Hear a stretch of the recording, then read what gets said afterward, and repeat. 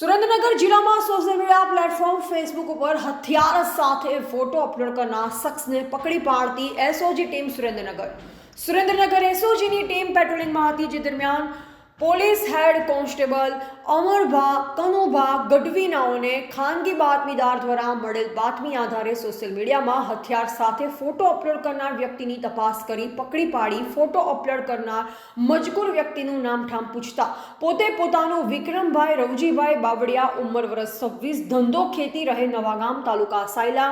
જિલ્લા સુરેન્દ્રનગર વાળો હોવાનું જણાવેલ. તેમજ પોતે ફોટામાં ધારણ કરેલ હથિયાર પોતાના પિતા રવજીભાઈ રામસંગભાઈ બાવળિયા, ઉંમર વર્ષ 65, ધંધો ખેતી, રહે નવાગામ, તાલુકા સાયલા, જિલ્લા સુરેન્દ્રનગર નાઓના હોવાનું જણાવેલ. જેથી સદરૂ વ્યક્તિ વિક્રમભાઈ રવજીભાઈ બાવળિયા નાઓ હથિયારનો પરવાનો ધરાવતા ન હોવા છતાં તેમજ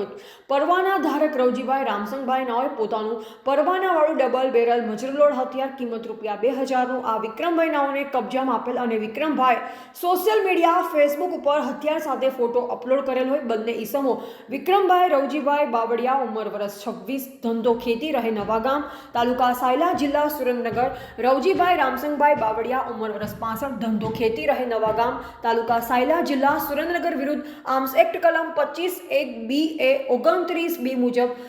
ધજાડા પોલીસ સ્ટેશન ખાતે ગુનો રજીસ્ટર કરવામાં આવેલ છે. રિપોર્ટર સોહેલ શેખ, ધાંગધ્રા.